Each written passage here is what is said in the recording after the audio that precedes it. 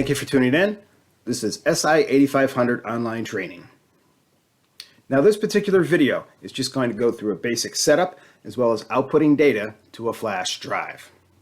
There are other tutorials available online, namely for building formulas, SBC functions, as well as for mastering.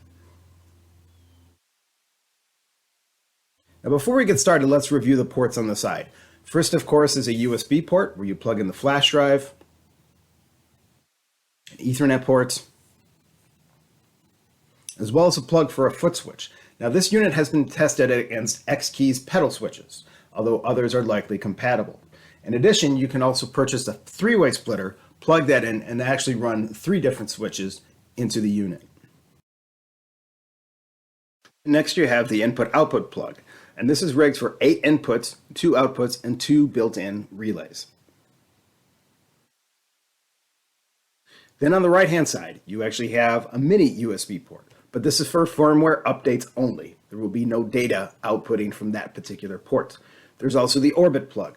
And for this, you will want to use just the Solartron provided RS-45 serial cable. Please do not use any standard serial cables as the orbit network will not function. Then, of course, the power port.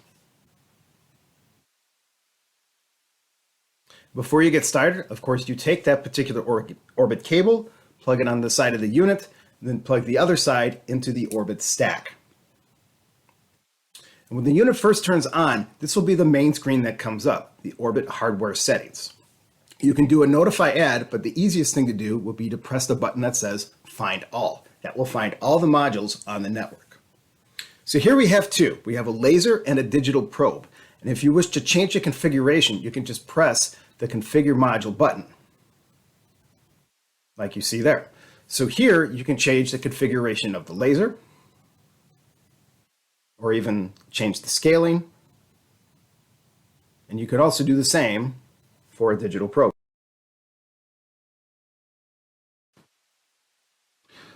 Now, to create a dimension on the readout screen, you just hit create dimension while that particular sensor is highlighted. Now, by default, the dimension is going to be labeled the same as the serial number that you see on the orbit sensor itself. So now if we want to change that, let's go to the dimension screen, which is the next button over on the bottom of the screen. First, we're going to take the first sensor, which is the laser, and just instead of labeling it with the serial number, we're just going to call this dimension A.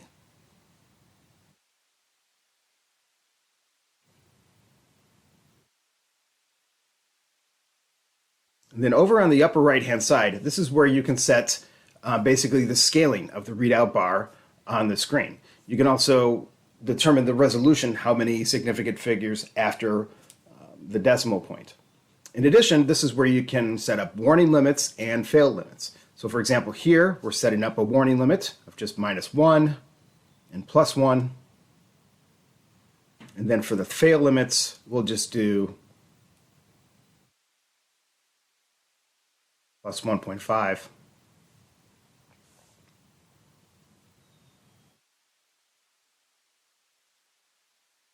And then for the minimum, -1.5.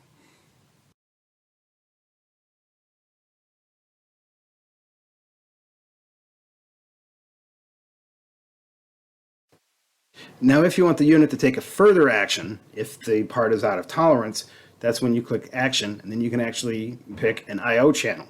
This could signal a PLC or another piece of automation. So now, after we've set up the dimensions A and B, including the tolerances, let's create a formula, namely A plus B. So for that, go to Add Dimension, and then of course name it A plus B.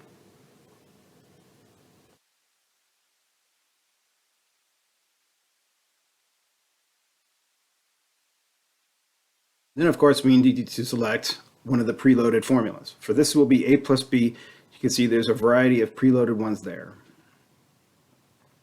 Then you need to select the parameters, and this is where you tie each particular parameter for A and B to a particular digital sensor. So here we're just tying the laser to A and then the probe to B.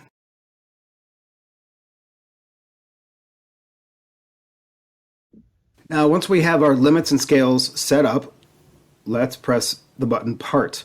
First thing we can do is set up is the keypad settings, and that's for the 4 buttons on the right-hand side. You have multiple options for all 4 buttons. What we're going to do is set up the top 2 keys for absolute all and then for 0 all. Then let's set up the USB stick output. First, of course, plug one in the side, and then you'll see the location is highlighted on the right-hand side. Here you can create your own directory if you want. Then in the middle is your logging options. You can do it limited or continuous, and you can also run it on a timer. For this, we're going to run on a timer. Then for the lower 2 keys, we're going to have those set up where we start logging and then stop logging the data. So here we have start log and then stop logging.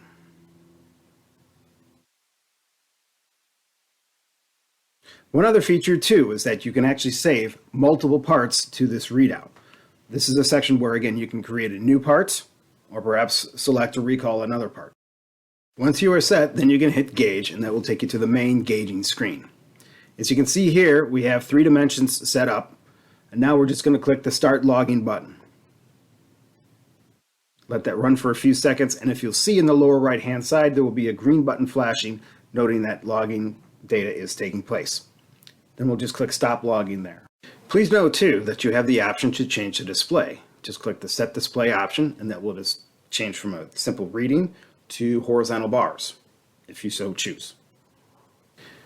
Please note too that you can actually take an image of the front display. Just hold the 2 top buttons down like shown before, and the screen will turn right. Once that has occurred, that means an image has actually been sent to the USB flash drive. Now I've taken that USB flash drive and plugged it into a computer. If you'll see, here's a copy of the image of that screen grab from the front of the readout. And again, this can be done for SBC or some settings. And then, this is a copy of the CSV file that is saved to the flash drive.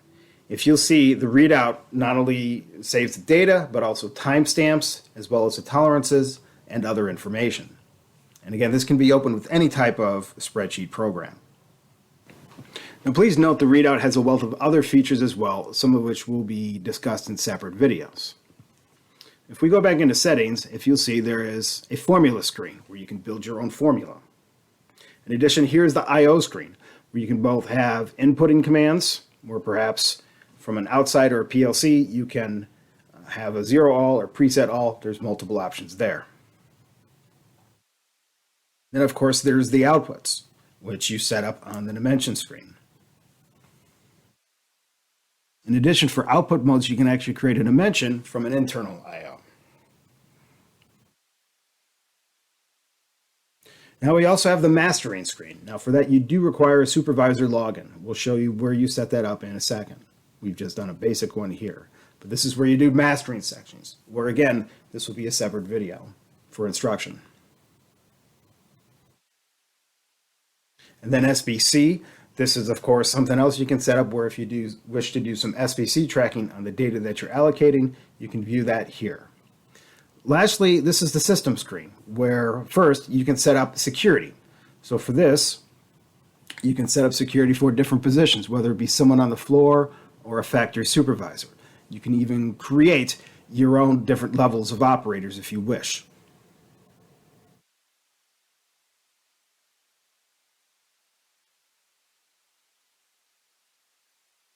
So that concludes this portion of it.